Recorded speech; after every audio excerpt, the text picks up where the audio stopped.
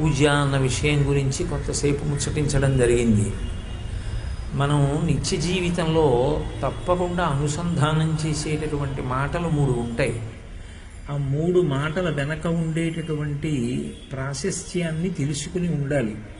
లేకపోతే ఏదో దోషం వస్తుందని కాదు, కానీ అవి ఎందుకు మనం జీవితంలో అనుసంధానం చేస్తున్నాము అన్న విషయం గురించి ఒక అవగాహన ఉంటే దాని వలన వచ్చేటటువంటి ఫలితం వేరుగా ఉంటుంది.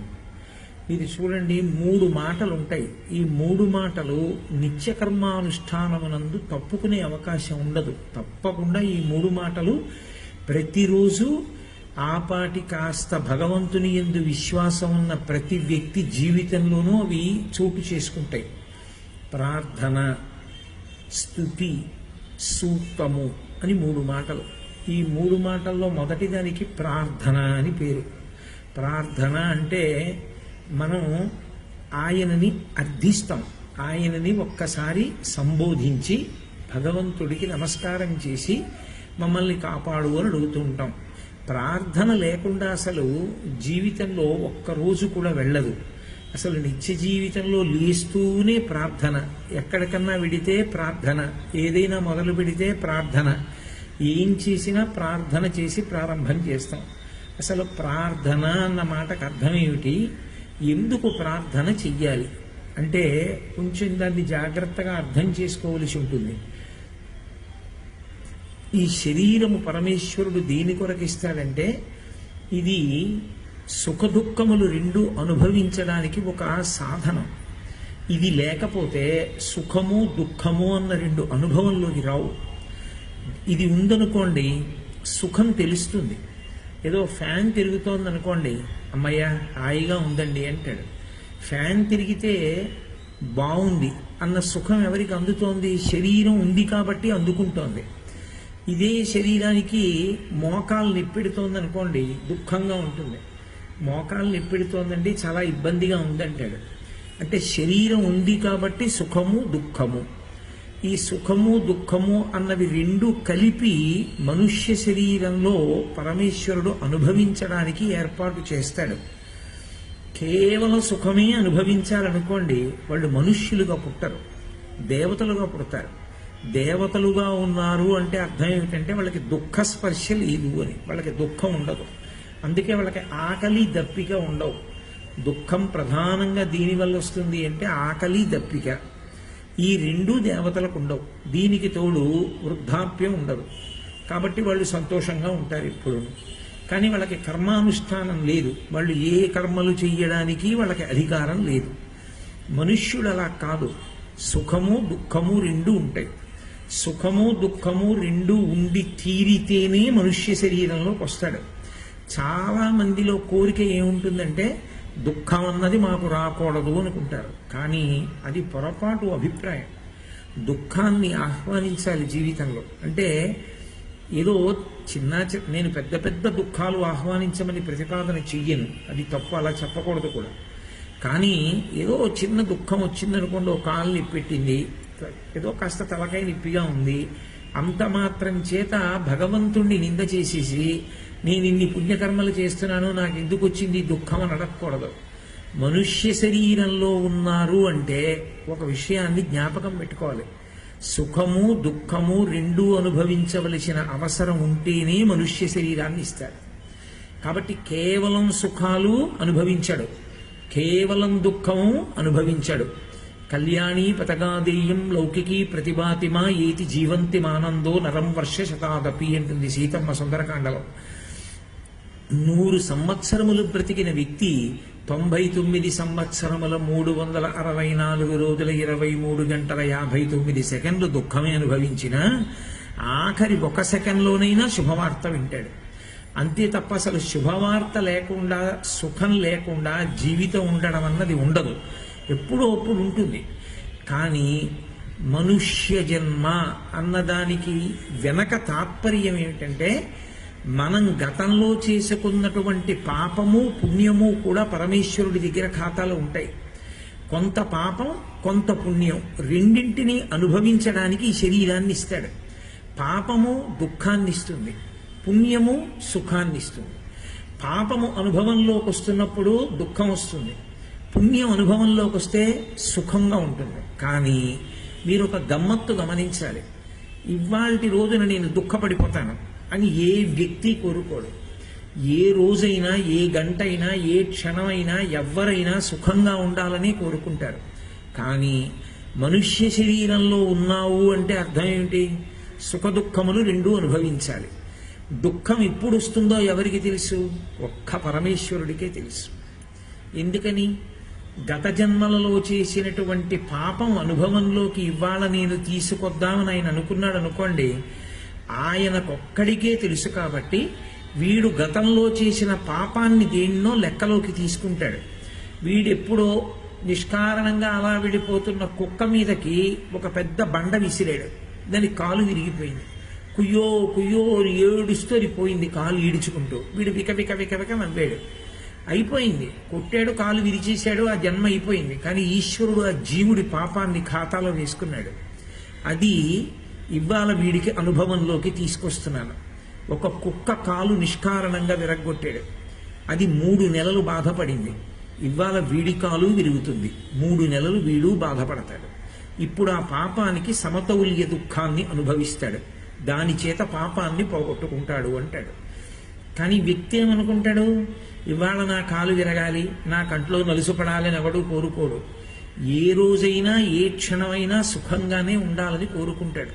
ఇదే వ్యాస భగవానుడు ప్రతిపాదిస్తాడు. కాలోహి బలవాన్ కర్త సతతం సుఖదుఃఖయో నరాణం పరతంత్రాణం పుణ్యపాపానుయోగత అంటాడు. కాలము బహు బలవత్తరమైనది. కాలాన్ని కాదని ఎదురు తిరిగి నిలబడడం ఎవరికీ సాధ్యం కాదు.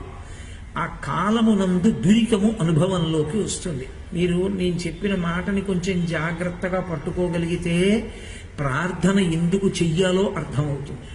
కాలమునందు దురితము అనుభవంలోకి వస్తుంది. దురితము అంటే ఇప్పుడు చేసిన పాపం కాదు, ఎప్పుడో చేశావు. అది ఈ శరీరంతో చేసి ఉండొచ్చు, జీవుడు వేరొక శరీరంలో ఉండగా గత జన్మలలో చేసినది అయి ఉండొచ్చు. నువ్వు మనుష్య శరీరంలో ఉన్నావు కనుక, నువ్వంటే మనం మనుష్య శరీరంలో ఉన్నాం కనుక భగవంతుడు సంకల్పం చేస్తాడు, ఇవాళ వీడు ఆ పాపానికి ఫలితాన్ని అనుభవిస్తున్నాడు అని నిర్ణయం చేస్తాడు. ఆ అనుభవం ఎందులో వస్తుంది? కాలమునందు వస్తుంది. కాలము భూత భవిష్యత్ వర్తమాన కాలములుగా నడుస్తూ ఉంటుంది. ఏదో ఒక రోజు ఇవాళ వీడి కాలు విరిగిపోతుంది అని భగవంతుడు సంకల్పం చేశాడు, ఆ ఫలితం వస్తోంది వీడికి అని. కానీ వీడు అంగీకరించగలడా?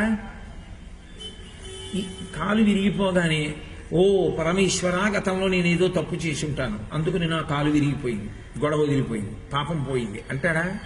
అనడు. నా కాళ్ళు చేతులు బాగుండాలి, నాకు ఏ ఆపద రాకుండా ఉండాలని ప్రతివాడు కోరుకుంటాడు. అలా కోరుకున్న వాళ్ళు అందరూ ఉన్నారేమో, కానీ ఆపదలు రాకుండా ఉన్న వాళ్ళు ఉన్నారా? ఉండరు. ఆపద వస్తుంది. ఆపద ఎందుకు వస్తుంది అంటే మనుష్య శరీరానికే రావడానికి కారణం ఏమిటంటే సుఖ దుఃఖములు రెండూ దీంతో అనుభవించి పాపాన్ని పుణ్యాన్ని కూడా పోగొట్టుకుంటాడు. పోగొట్టుకుని ఇక అనుభవించడానికి ఏమీ లేకపోతే మోక్షం. కాబట్టి ఇప్పుడు పాపానికి ఫలితం వద్దు, పుణ్యానికి ఫలితం వద్దనడు, కావాలి. గతంలో ఎప్పుడో పుణ్యం చేశాడు, పోన్లేరా కాలు విరవను, పుణ్యానికి ఫలితమో ఇవ్వను అన్నాడు అనుకోండి ఈశ్వరుడు. అలా వద్దు ఈశ్వర, పాపానికి ఫలితాన్ని ఆపండి, పుణ్యానికి ఫలితాన్ని వదలండి అంటాడు కదా. అయినప్పుడు అసలు పాపానికి ఫలితం వస్తోంది ఇవ్వాల అని ఎలా తెలుస్తుంది? తెలియదు, తెలిసే అవకాశం లేదు మనుష్యులకు. అలా తెలిసుంటే మనుష్యుడిగా పుట్టిన రామచంద్రమూర్తి పట్టాభిషేకం ఆగిపోవలసిన అవసరం లేదు. నరజన్మలో వచ్చాడు కనుక రాముడికే తెలియలేదు పట్టాభిషేకం ఆగిపోతుంది. మనం ఎంతటి వాళ్ళం? మనం చేసిన పాపాలు ఏవి ఉన్నాయో అవి అనుభవంలోకి వస్తాయి. ఇవి ప్రతి మనుష్యుడు కూడా రెండిటి మధ్య నలిగిపోతాడు. ఎంత దారుణంగా ఉంటుందంటే ఈ నలిగిపోవడం. రెండు పరమ బలవత్తరమైనవి. మనుష్యుడు పరతంత్రుడు, వాటి రెండింటినీ తోసేయలేడు, ఆయనకి సాధ్యం కాదు. కాలము ఆగదు. ఆ పాపము ఫలితమిచ్చేటటువంటి కాలము దగ్గరకు వచ్చేస్తుంటే కాలాన్ని ఆపలేడు రావద్దని. ఆ ఫలితమిచ్చే పరమేశ్వరుణ్ణి నువ్వు ఇవ్వద్దని శాసించలేడు. ఇప్పుడు రెండిటినీ ఆపలేడు కనుక నలుగుడు దేని మధ్యలో పడిపోతాడు? కాలానికి పరమేశ్వరుడికి మధ్యలో పడి నలిగిపోతాడు. ఈ నలిగిపోతున్నప్పుడు కాలము ఈశ్వర స్వరూపమే. కాలు ఆయనే అంటాడు, కాల కలయతామహం అంటాడు భగవద్గీతలో. కాలం రూపంలో నేను లెక్కలు కడుతున్నాను అంటాడు. అందుకే నిద్ర లేవగానే మనం ఇవాళ ఇది చేద్దాము అని అనుకుంటున్నాం, కానీ ఇది చేద్దాము అని మనం అనుకున్నది జరుగుతుందో, మనం అనుకున్నది కాకుండా బాధపడవలసినటువంటి సందర్భం జరుగుతుందో ఎవరికి తెలుసు? తెలియదు. ఆపగలిగిన వాడెవరు? పరమేశ్వరుడు ఒక్కడే ఆపగలడు. దేనికి ఆపాలైనా? పాపానికి ఫలితం ఇవ్వకుండా ఎందుకు ఆప్ చేయాలి? ఒక్క కారణానికి ఆప్ చేస్తాడు. ఏ కారణానికి ఆపుతాడంటే, భగవంతుని యొక్క ఔన్నత్యాన్ని తెలుసుకుని జీవుడు తాను చేసినటువంటి పాపపుణ్యములను తాను అనుభవించి తీరాలన్న విషయాన్ని అంగీకరించి బొట్టు పెట్టుకున్నాడు అంటే పునర్జన్మ సిద్ధాంతాన్ని, కర్మ సిద్ధాంతాన్ని అంగీకరించాడు కనుక భగవంతుణ్ణి ప్రార్థన చేస్తాడు. నాకు అప్పుడు తెలియదు అలా పాపం చేయకూడదని. నిష్కారణంగా అలా వెళ్ళిపోతున్న కుక్క మీదకి బండ విసరకూడదు. దాని కాలు విరిగితే అది ఎంత బాధపడుతుందో, నా కాలు విరిగితే నా బాధ కూడా అంతే. అందులో ఉన్నటువంటి బాధ, ఇందులో ఉన్న బాధ వేరు కాదు. ఏ ప్రాణి బాధపడినా ఒకలాగే ఉంటుందని నేను ఆనాడు తెలుసుకోలేకపోయాను. తెలుసుకోలేక నేను తప్పు చేసి ఉండవచ్చు. నేను ఇప్పుడు ఉదాహరణ చెప్పాను కాబట్టి కుక్క కాలు విరవడం చెప్తున్నాను. మనం ప్రార్థన చేసేటప్పుడు మనకి తెలియదుగా ఏం జరుగుతుందో. కాబట్టి నేను ఖచ్చితంగా ఏవో పాపాలు చేసి ఉంటాను, లేకపోతే మనుష్య శరీరంలో ఉండను. కాబట్టి పాపం యొక్క ఫలితం కూడా వస్తుంది, ఎక్కడో అక్కడ వస్తుంది. ఈశ్వర అప్పుడు నాకు తెలియదు, నేను ఖచ్చితంగా పాపం చేశాను, ముందు అంగీకరించి తీరాలి. నేను పాపం చేసిన వాడనే కాబట్టే మనుష్య శరీరంలో ఉన్నాను. కానీ అప్పుడు నేను చేసినది తెలియక చేశాను. ఇప్పుడు నేను అటువంటి పాపకర్మ చెయ్యను. పాపకర్మ అంటే ఈశ్వరుడు ఏది చెయ్యొద్దన్నాడో అది నిషిద్ధ కర్మ. నిషిద్ధ కర్మని ఆచరించడమే పాపమని పేరు. నేనిప్పుడు ఆ పని చెయ్యను. కాబట్టి ఈశ్వర నా యందు దయ వహించి, నేను అంత బాధ తట్టుకోలేను. బాధ తట్టుకోలేను అన్న మాటకు అర్థం ఏమిటో తెలుసా? నీ పాదములకు దూరంగా జరిగిపోలేను.